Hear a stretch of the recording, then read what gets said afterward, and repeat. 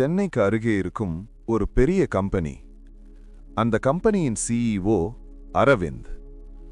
Company முழுக்க அவருடைய முடிவுதான் கடைசி. அவருடைய கீழே பல மேனேஜர்கள் வேலை பார்த்தார்கள். அவர்களில் இருவர் மிகவும் திறமையானவர்கள். ஒருவன் பெயர் கார்த்திக், இன்னொருவன் பெயர் அஜய். கார்த்திக் ரொம்ப நேர்மையானவன். அவன் மனதில் என்ன இருக்கிறதோ அதை நேராக சொல்லிவிடுவான். அஜய் வேற மாதிரி. அவன் பேசும் ஒவ்வொரு வார்த்தையும் யோசித்து பேசுவான். யாரை எப்படி அணுகணும் என்று அவனுக்கு நன்றாக தெரியும். ஒரு நாள் சிஇஓ அரவிந்த் ஒரு பெரிய திட்டத்தை அறிவித்தார். நம்ம கம்பெனி ஒரு புதிய ப்ராடக்ட் லான்ச் பண்ண போகுது. அது ஒரு பெரிய ப்ராஜெக்ட்.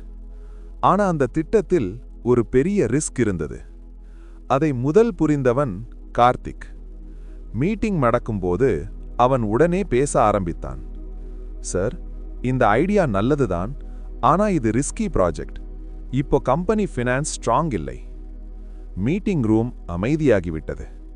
சிஇஓ முகம் சற்று மாறியது. அப்படின்னா நீ என்ன சொல்ல வர்ற என்று கேட்டார். கார்த்திக் நேராக சொன்னான், சார், இந்த ப்ராஜெக்ட் ஃபெயிலியர் ஆயிட்டா கம்பெனிக்கு பெரிய லாஸ் வரும். அவன் சொன்னது உண்மைதான். ஆனால் ஒரு விஷயம் நடந்தது. சிஇஓ மனசுக்குள் இந்தவன் என்னை சேலஞ்ச் பண்றான் என்ற எண்ணம் வந்தது. மீட்டிங் முடிந்தது. அந்த நாளிலிருந்து சிஇஓ கார்த்திக்கை வேற மாதிரி பார்க்க ஆரம்பித்தார். அதே மீட்டிங்ல அஜய் இருந்தான். ஆனா அவன் ஒன்றும் பேசவில்லை.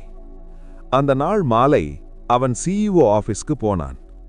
சார், 2 நிமிஷம் பேசலாமா என்று கேட்டான். சொல்லு என்றார் அரவிந்த். அஜய் மெதுவாக பேச ஆரம்பித்தான். சார், இன்று மீட்டிங்ல நீங்கள் சொன்ன ஐடியா ரொம்ப பவர்ஃபுல். சிஇஓ சிரித்தார். அஜய் தொடர்ந்து சொன்னான், சார், இந்த ப்ராடக்ட் மார்க்கெட்ல லான்ச் ஆயிட்டா நம்ம கம்பெனி நெக்ஸ்ட் லெவலுக்கு போயிடும். சிஇஓக்கு அது கேட்க ரொம்ப பிடித்தது. பிறகு அஜய் மெதுவாக சொன்னான், சார், ஒரு ஸ்மால் சஜஷன். சொல்லு. இந்த ஐடியா இன்னும் ஸ்ட்ராங் ஆகணும்னா முதலில் ஸ்மால் பைலட் லான்ச் பண்ணலாமா? சிஇஓ யோசித்தார். பைலட் லான்ச்சா? ஆமாம் சார், ஸ்மால் ஸ்கேல்ல டெஸ்ட் பண்ணலாம். சக்சஸ் ஆயிட்டா பெரிய லான்ச் பண்ணலாம். சில வினாடிகள் அமைதி. சிஇஓ மெதுவாக சிரித்தார். Good idea. அடுத்த வாரம் சிஇஓ மீட்டிங் வைத்தார். அவர் சொன்னார், நம்ம ப்ராடக்ட் முதலில் பைலட் லான்ச் பண்ணுவோம். அனைவரும் கைத்தட்டினார்கள். அந்த மீட்டிங்ல கார்த்திக் இருந்தான். அவன் மனதில் ஒரு கேள்வி. நான் சொன்னதுதானே இது? ஆனா ஒரு விஷயம் அவன் புரியவில்லை. அவன் உண்மையை சொன்னான். ஆனா அஜய் அதே உண்மையை சிஇஓ ஈகோ காயப்படுத்தாமல் சொன்னான். மாதங்கள் கடந்து போனது. பைலட் லான்ச் சக்சஸ் ஆனது. சிஇஓக்கு அஜய் மீது நம்பிக்கை அதிகரித்தது. அவன் முக்கியமான மீட்டிங்ஸ்ல அஜயை மட்டும் அழைக்க ஆரம்பித்தார். கார்த்திக் இன்னும் திறமையானவன்தான். ஆனா சிஇஓக்கு அவன் பேசும் முறை பிடிக்கவில்லை. ஒரு நாள் கம்பெனியில ஒரு பெரிய பதவி காலியாகியது. Senior strategy head. அனைவரும் நினைத்தது கார்த்திக்குத்தான் அந்த பதவி கிடைக்கும் என்று. ஆனா அனௌன்ஸ்மெண்ட் வந்தது. இந்த பதவிக்கு அஜய் தேர்வு செய்யப்பட்டிருக்கிறார். ஆபீஸ் முழுக்க அதிர்ச்சி. கார்த்திக் அமைதியாக இருந்தான். அந்த இரவு அவன் அஜயை சந்தித்தான். ஒரு கேள்வி கேட்கலாமா என்றான். கேள் என்றான் அஜய். நான் உன்னை விட எக்ஸ்பீரியன்ஸ் அதிகம். நான் உன்னை விட ஹார்ட் ஒர்க் பண்ணேன். ஆனா ப்ரொமோஷன் உனக்கு எப்படி வந்தது? அஜய் சிரித்தான். அவன் மெதுவாக சொன்னான், நீ ஒரு நல்ல வர்க்கர். ஆனா நான் ஒரு கோர்ட்டியர். கார்த்திக் புரியாமல் பார்த்தான்.